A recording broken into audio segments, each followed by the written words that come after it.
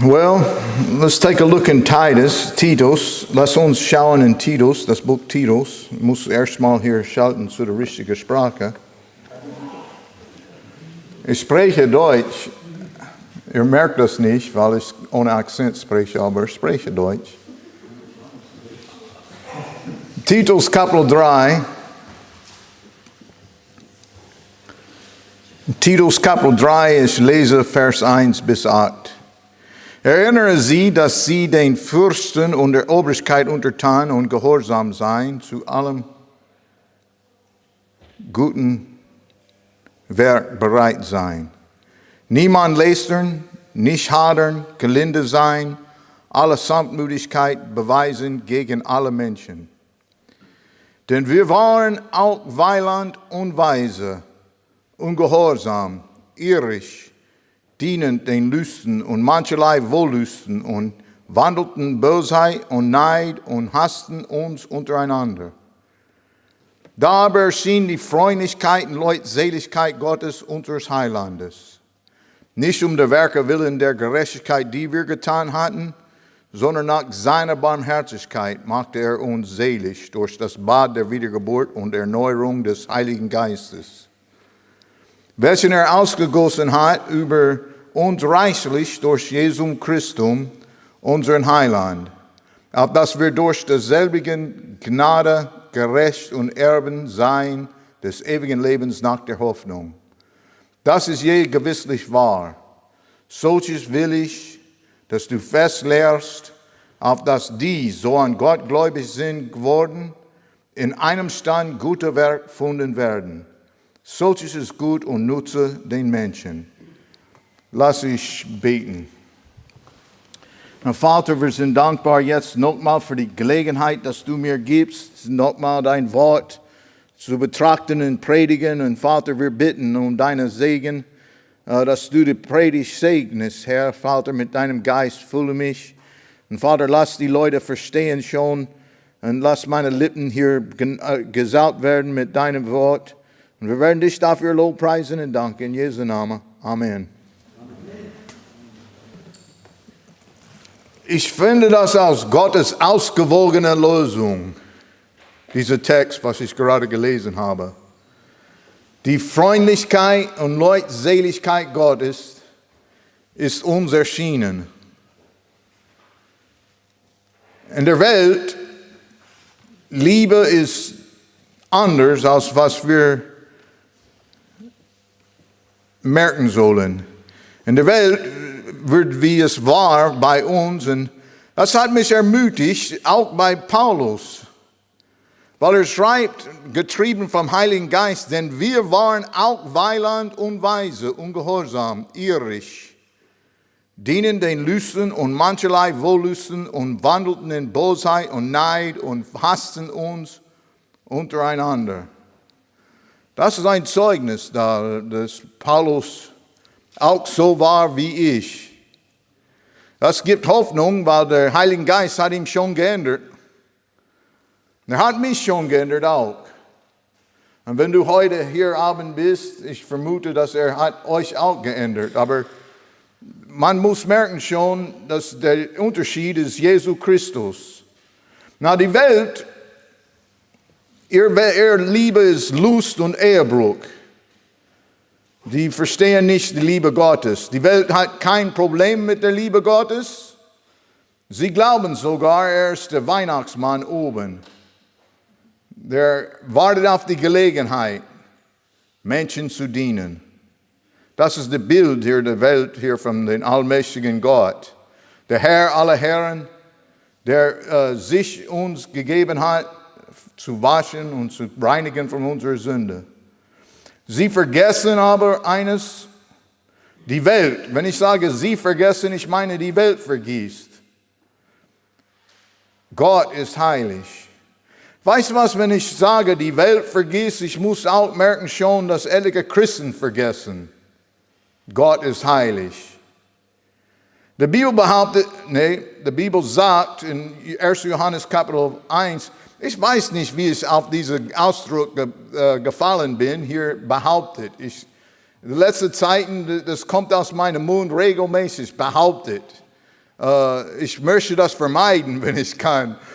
Ich freue mich, dass Peter hier mir gesagt hat, das möchtest du nicht so sagen, behauptet. Und dann hat er mir Aufmerksamkeit aufgerufen und ich probiere das zu verbessern. Aber die Welt und manchmal auch etliche Kinder Gottes vergessen, Gott ist heilig. In 1. Johannes Kapitel 1, Vers 5, es sagt, das ist die Verkündigung, die wir von ihm gehört haben und euch verkündigen, dass Gott ein Licht ist und in ihm keine Finsternis. Keine Finsternis. Ich meine, das ist reine Licht. Und ein reine Licht fordert Gerechtigkeit. In Hebräer Kapitel 10, Vers 11, sagt, denn wir wissen den, der da sagte, die Rache ist mein, ich will vergelten, spricht der Herr. Und abermal, der Herr wird sein Volk richten. Der Herr wird richten. Und kannst du genauso wissen, wie es gesetzt ist, einmal zu sterben, danach aber das Gericht. Der Herr richtet. Gott ist aufrichtig in sein Gericht. Er hält sein Wort. Ich vergesse nie hier, ich weiß nicht, wie oft welches Jahr war das, dass Dr. Ruckman gekommen ist? 2005 habe ich Nico kennengelernt. Und das erste Jahr war Dr. Ruckman dabei und das war hier letztes Mal, dass ich Dr. Ruckman hinter dem Pult lebendig gehört habe. Und dann, lass mich überlegen. Es kam eine Konferenz nach Himberg und wir saßen viel, hörten viel und wurde gelehrt viel. Und ich sagte, Mensch, das ist nicht nutze. Ich bin voll beladen, ich kann nicht mehr denken. Und ich erinnere, wie es war, als ich zurück nach Hause kam und wir speisten von diesem Wort. Monatelang, es hat hier gespeist. Und ich habe Notizen, die ich geschrieben habe. Hey, ich hoffe, dass etliche Leute probieren mitzuhalten mit Nico. I mean, der spricht hier ein bisschen schneller als ich. Nicht nur ein bisschen, aber mitzuhalten mit ihm mit Notizen, weil was er sagt, hörst du nicht von jeder Prediger. Und was ich dabei sagen möchte, ich erinnere eines Jahres in Schwarzwald, diese Erfahrungen, die man nicht vergisst, sie sind Erlebnisse, die ich erlebt habe. Und in der Schwarzwald, er hat gepredigt über Israel und er hat zitiert etwas über Israel und ich werde dahin kommen, aber erst möchte ich hier 4. Mose Kapitel 23, Vers 19 zitieren. Gott ist nicht ein Mensch. Habt ihr das mitgekriegt? Der ist nicht ein Mensch. Der wurde offenbart im Fleisch, aber der ist nicht ein Mensch, dass er lüge, noch ein Menschenkind, das ihn etwas gereue. Sollte er etwas sagen und nicht tun? Sollte er etwas reden und nicht halten? Gott ist aufrichtig in sein Wort. Er hält, was er sagt. In Bezug zu Israel, Gott erfüllt seine Gerechtigkeit, sonst wäre er nicht gerecht. Was ist ein gerechter Gott, der nicht gerecht ist? Und die Bibel sagt, dass Römer Kapitel 6, Vers 23, denn der Tod ist der Sünde Sold. Sünde muss bezahlt werden. Es muss. Ich habe hier eine Nebenstelle, wo ich hier mal Anrufe annehme. Und eine Sache, dass sie uns beigebracht hat, du darfst nicht sagen muss. Nicht zu den Kunden. Der Kunden darf nicht gesagt muss. Muss man irgendwie einen Weg rausfinden, muss zu nutzen. Und so ich sage, du darfst oder du darfst hier merken schon, dass der Tod ist der Sünde Sold. Und es darf bezahlt werden und wird bezahlt werden. Und die Bibel sagt in 5. Mose Kapitel 28, Vers 15, wenn du aber nicht gehorchen wirst der Stimme des Herrn, deines Gottes, dass du haltest und tust alle seine Gebote und Rechte, die es dir heute gebietet, so werden alle diese Flüche über dich kommen und dich treffen. Ich erinnere, als das erst, ich habe meine Bibel mehrmals durchgelesen. Da gab eine Zeit lang, ich ließ das 4-mal pro Jahr. Das habe ich ein bisschen langsamer hier gelesen in letzter Zeiten. Aber es wurde mir betont, diese Versen, bei dieser Konferenz in Schwarzwald. Wenn du aber nicht gehorchen wirst der Stimme des Herrn, deines Gottes, dass du haltest und tust alle seine Gebote und Rechte, die es dir heute gebietet, so werden alle diese Flüche über dich kommen und dich treffen. Na, das ist ernsthaft, wenn man hört, Gott ist aufrichtig und er hält sein Wort. Weißt du, es hat nicht hier Israel aufrichtig gehalten. In 5. Mose Kapitel 28, Vers 63, es sagt, und wie sich der Herr über euch zuvor freute, dass er euch Gutes täte und mehrte euch. Und ich vergesse es nie, wie Nico das betont. Gott hat Freude über seine Völker. Gott hat Freude über uns. Ich glaube, wenn er sieht uns, er sieht seinen Sohn und sagte, Mensch, das ist mein Sohns Blut. Das hat mein Sohns Blut hier bezahlt für diese Völker. Und ich glaube, der Herr freute sich den Tag, dass wir gereinigt worden sind durch sein teures Blut. Dass er euch Gutes täte und mehrte euch. Aber die Bibel sagt, also wird er sich über euch freuen, dass er euch umbringe und vertilge und werdet verstört werden von dem Lande, da du jetzt einzeugst, es einzunehmen. Na, das ist eine Bedrohung, das hier wahrgenommen wird, auch. Israel hat nicht alles von Gott in Anspruch genommen, aber diese Sache haben sie in Anspruch genommen. Und wir haben hier sehen schon die Verstreuung des Israels, wie die Leute gelitten haben, wie sie leiden werden. Und meinst du, dass er mit uns anders behandeln wird? Na, wir sind durch Gnade gerettet. Aber er straft mit Krieg und Krankheit auf Erde. Na, das Leib wird gestraft, wenn es hier sündhaft ist. Schauen wir jetzt 1. Korinther Kapitel 11. Na, ich möchte erst erklären, jede Krankheit ist nicht die Strafe Gottes. Da gibt es etliche Leute, sie sind überzeugt. Er hat etwas Böses getan. Gott straft ihn mit Krankheit. Jede Krankheit ist nicht die Strafe Gottes. Da gab einen Mann, der hier irgendwie eine Verhinderung gehabt hat, von Geburt auf. Und der Herr sagte manchmal, dass die Werke Gottes offenbar würden an ihm. Solche Krankheiten, manche Krankheiten kommen, damit Gott sein Wunder offenbaren kann an uns. Aber in 1. Korinther Kapitel 11, Vers 28, in Bezug zu dem Abendmahl des Herrn,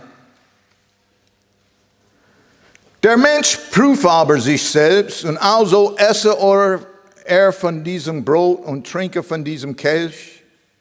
Denn welcher unwürdig isset und trinket, der isset und trinket ihm selber das Gericht damit, dass er nicht unterscheidet den Leib des Herrn. Darum sind auch so viel Schwache und Kranke unter euch und ein gut Teil schlafen. Denn so wir uns selber richteten, so würden wir nicht gerichtet. Wenn wir aber gerichtet werden, so werden wir von dem Herrn gezüchtigt, auf dass wir nicht samt der Welt verdammt werden. Weißt du, der Herr trennt uns von der Welt, aber er züchtigt uns wie seine Kinder. Und manchmal muss man lernen, dass Gott ist aufrichtig und gerecht und der Herr ist nicht scheu, das uns beizubringen. Selbstrichten fordert Bekenntnis. Man muss sich achten, aufmerksam und schauen ehrlich an. Weißt du, was Gott will? Die Wahrheit. Wir können das nicht decken von ihm. Warum sollen wir lügen vor dem Herrn oder heucheln oder sowas anderes? Der Herr will, dass wir ehrlich, öffentlich vor ihm gehen.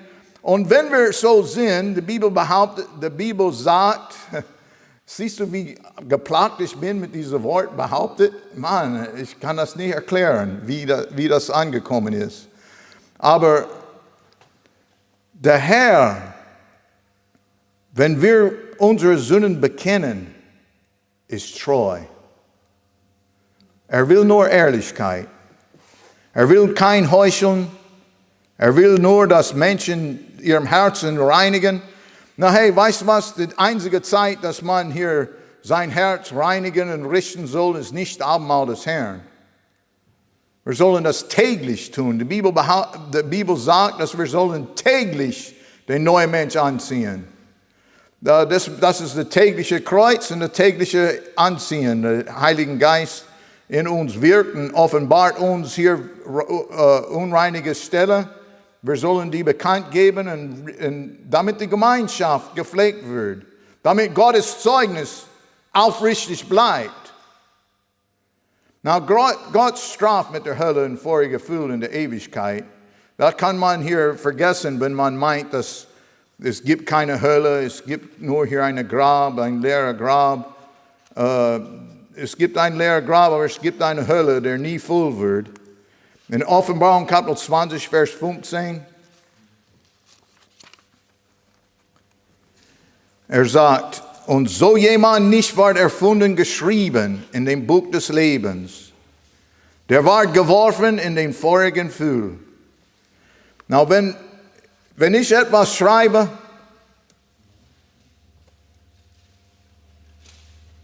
ich mag eigentlich hier den Blatt hier dreckig. Ich war so ein Kind vom Kindergarten auf. Ich konnte nicht schreiben, nie.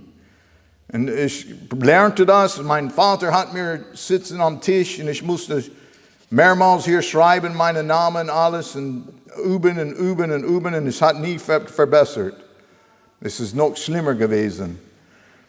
Aber wenn der Name auf dem Zettel ist, ist es da. Und wenn es nicht da ist, ist es nicht da. Und die Bibel sagt, wer nicht in dem Buch des Lebens gefunden wird, wird in die Hölle fahren. In der ewige Feuer, Verzeihung. Matthäus Kapitel 25, Vers 41 sagt, dann wird er euch sagen zu denen zur Linken, geht hin von mir, ihr Verfluchten, in das ewige Feuer, das bereitet ist dem Teufel und seinen Engeln. Na, die biblische wahre Liebe ist Verlangen und Freude, das Wohlergehen der Geliebten. In 1. Johannes Kapitel 4, Vers 7, er sagt, ihr Lieben, lasset uns untereinander lieb haben.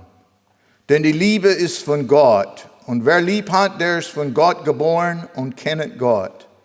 Wer nicht lieb hat, der kennet Gott nicht. Denn Gott ist die Liebe.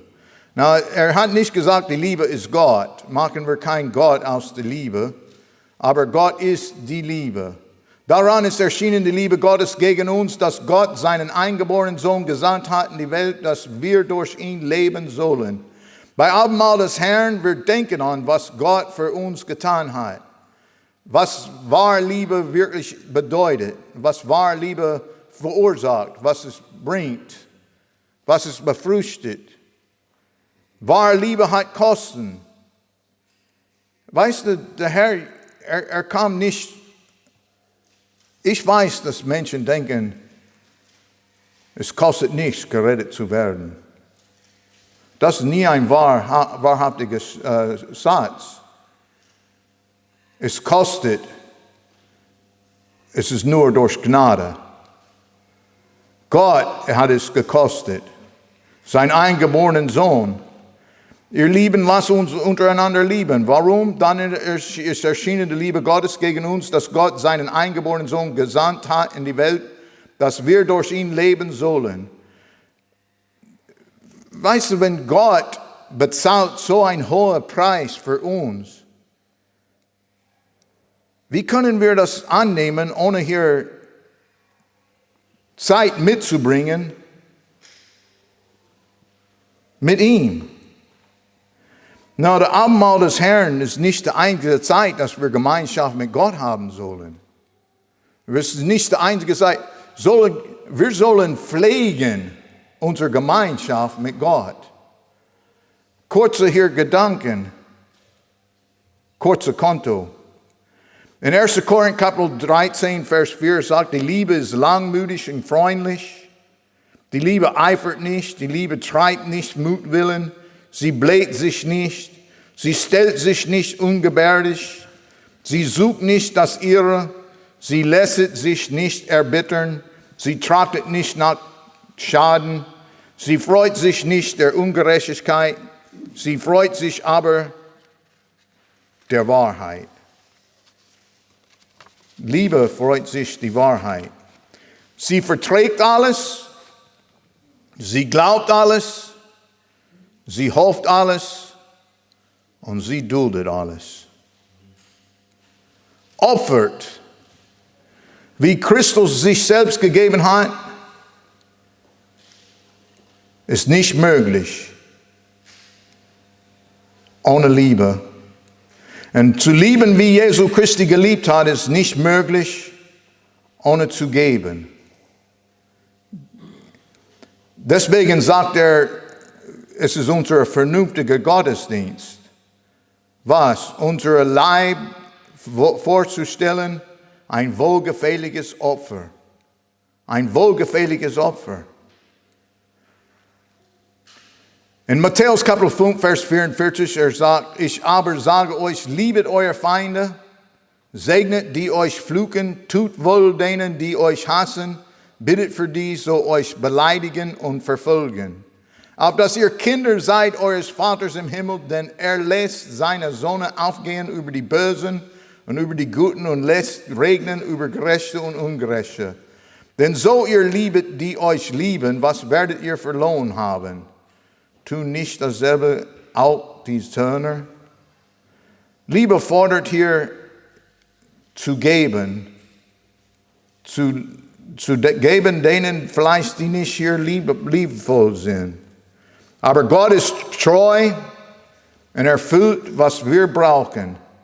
In Titus Kapitel 3, Vers 4 und 5. Es geht zurück zu dem Urtext.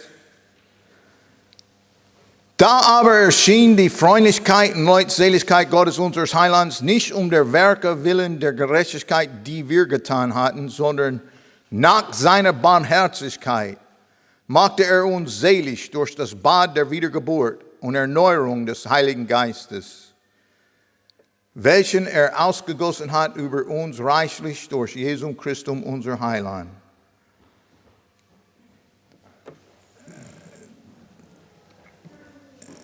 Die Forderungen des Gesetzes sind erfüllt.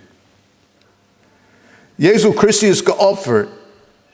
Die Bibel sagt uns, wie er sich selbst gegeben hat. Das ist gebildet hier bei dem Sohn hier Abrahams, als er Isaac hier opfern wollte. Isaac war circa 16 Jahre alt. Es war nicht hier mit Gewalttätigkeit, wie er hier auf den Altar gelegt worden ist. Er lag sein Leben da für seinen Vater, damit er hier teilnehmen konnte in den Dienst des Herrn. Na, Gott ist treu und er erfüllt, was wir brauchen. An dem Tag hat Abraham gesagt zu seinem Sohn eine Prophezeiung. Vielleicht hat er nicht gewusst, was er sagte, aber er sagt, Gott will sich ein Opfer geben. Weißt du, was wir tun können? Wir können schätzen die Liebe Gottes zu uns mit unserer ganzen Leib, Seele und Geist. Unsere Seele auf alle Fälle gebührt in seine Hände verlassen zu sein. In Philipper Kapitel 1, Vers 6, sagt, und bin desselbigen in guter Zuversicht, dass der in euch angefangen hat, das gute Werke, der wird es auch vollführen bis an den Tag Jesu Christi. Du kannst nicht in besserer Hände sein als den allmächtigen Gott. Gleichzeitig bleibt er aufrichtig, heilig und gerecht. Die Forderungen des Gesetzes mussten erfüllt werden und sind erfüllt. 2. Korinther Kapitel 5, Vers 21.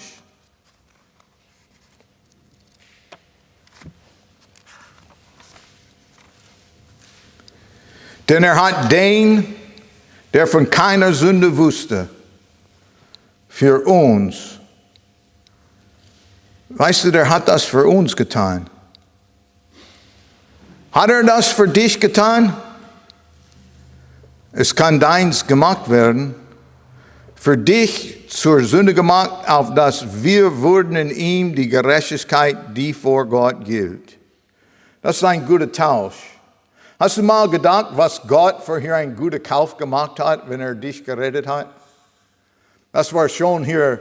Er ging auf den Parkplatz, hier das Autohaus, guckte alle die Automobils an und er wählte dich aus und sagte, ich kaufe den.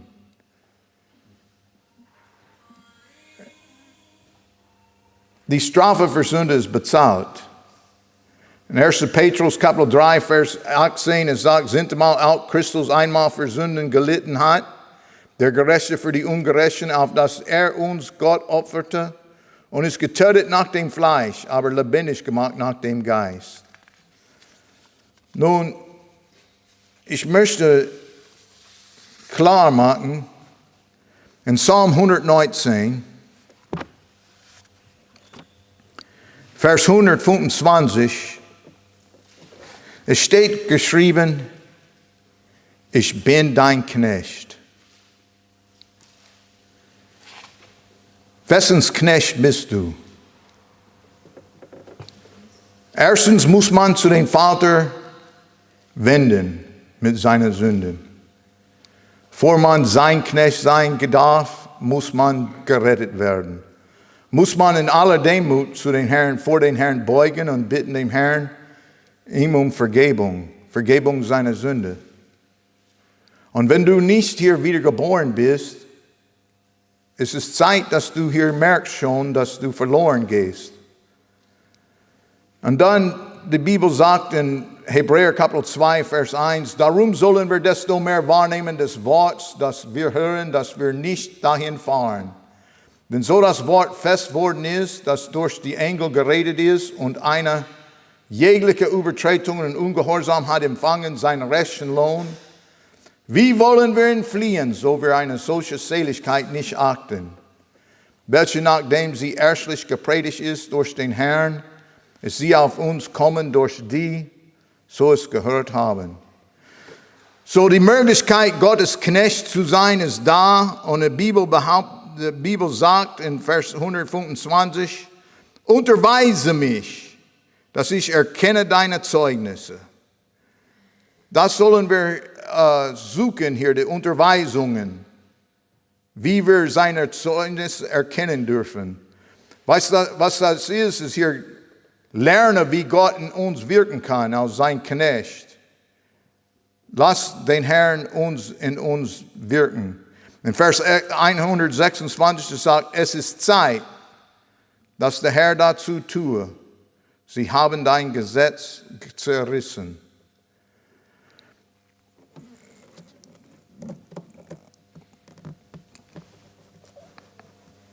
Ich probiere in Wörtern zu sagen, was durch mein Herz geht, wenn ich denke an den Tod des Herrn Jesu Christi. Es hätte mir sein sollen. Persönlich hätte es mir sein sollen. Und weißt du, der bietet sein Blut an, mich reinigen zu können, jedes Mal, wenn ich sündige, damit ich Gemeinschaft mit ihm ununterhalten werden kann. Ich freue mich, dass den Herrn Jesu Christi sich gegeben hat. Und ich bin sein Knecht. Weißt du, was gut ist bei das? Es gibt Tyrannen in der Schule und die Tyrannen sitzen da und warten auf die schwachen Kinder oder die Kinder, die sich nicht verteidigen dürfen, und sie stehlen ihr Mittagessen hier Geld von denen. Manchmal, ich denke, wenn einer kommen würde, wollte mein Auto oder mein Haus oder irgendwas, das den Herrn mir anvertraut hat, gegeben, meine Frau, meine Kinder, wie ich mich verteidigen würde, ob ich hier hinlegen würde und ihm einfach nehmen lassen? Nee, der Herr hat das mir gegeben. Es ist mir gegeben, anvertraut. Weißt du, die Bibel lehrt hier, dass wir haben Eigentumsrecht. Und wenn man probiert, was zu nehmen von mir, das gehört zu mir, sie haben vielleicht nicht eine große Gewalttätigkeit an sich, aber ich gebe meine Mühe zu behalten, was der Herr mir gegeben hat. Aber weißt du, was besser ist als das? Ich bin sein Knecht. Der Herr weiß, was seins ist. Und wehe den Mensch, der probiert, sein Knecht anzunehmen. Er weiß, was gehört zu ihm. Er weiß, was gebührt ihm. Und er weiß, wie er das verteidigen kann. Ich bin froh heute Abend, dass wir Abendmahl des Herrn nehmen können. Nicht, weil erst muss ich gerichtet werden und richten mich selber. Weil das soll ich tun jeden Tag. Das muss man tun jeden Tag.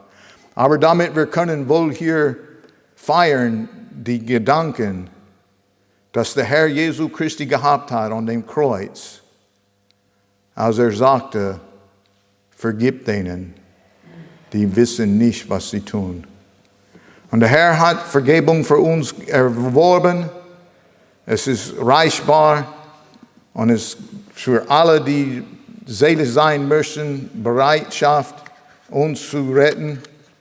Und ich danke den Herrn, dass er für mich sein teures Blut gegossen hat. Und wenn du heute hier bist und noch nicht in Anspruch genommen hast, die Bibel sagt, wie viele ihn aber aufnahmen, denen auch gab er Macht, Gottes Kinder zu werden.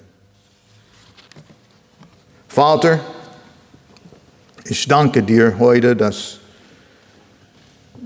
du kannst hier wohl reinigen, das, was schmutzig ist und was rot ist wie Scharlat, kannst du hier weiß machen.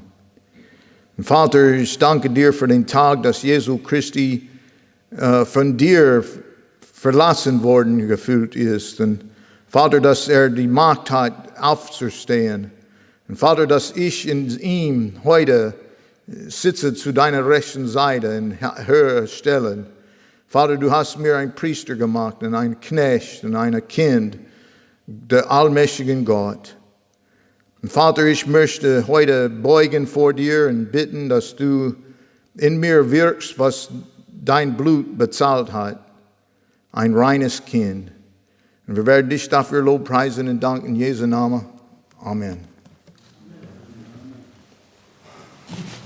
Okay, lassen wir eine Pause halten und dann